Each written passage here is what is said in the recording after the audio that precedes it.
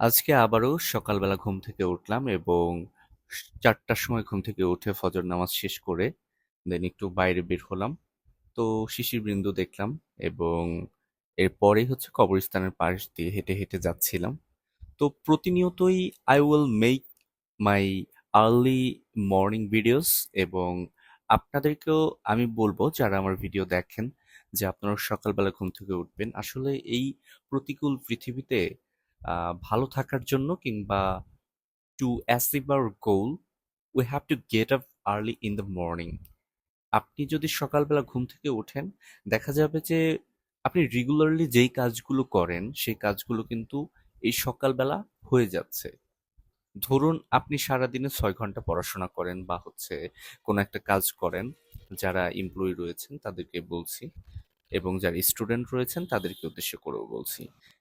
আপনারা যদি সকালবেলা ঘুম থেকে উঠে ফজর নামাজ পড়ে তারপর পড়াশোনা করেন বা নিজেদের কাজ করেন, দেখবেন সারাদিন পরিশ্রম করে আপনি যেই কাজটা করতেন ওই সেম কাজটাই আপনি জাস্ট সকালবেলা শেষ করে ফেলতে পারছেন। সুতরাং সকালে ওঠার গুরুত্ব আসলে অপরিসীম। এটা আসলে বলে শেষ করা যাবে না। So I will recommend you to get up early in the morning and start doing your job. আমি আজকে সকালবেলা ঘুম থেকে উঠে হাঁটাহাঁটি করলাম। আজিমপুর কলোনিতে একটু গিয়েছিলাম। দেখুন এখানে যেই বিল্ডিং গুলো দেখা যাচ্ছে বা যে পরিবেশটা দেখানো হচ্ছে এটা সরকারি চাকরিজীবীদের জন্য।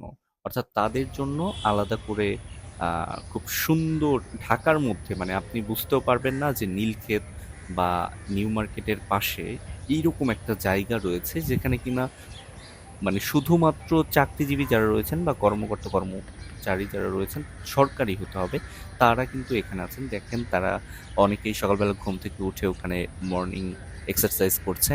সো এই পরিবেশটা ওয়াজ আনবিলিভেবল। জাস্ট আপনি যদি এই জায়গাটায় না যান তাহলে আসলে কোনোভাবেই বোঝানো সম্ভব না।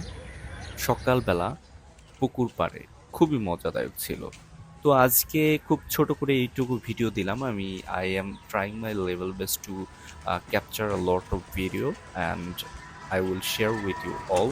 So stay connected with me and hopefully আপনারা সকালবেলা ঘুম থেকে উঠবেন এবং একই সাথে আমাদের যাত্রা শুরু করব।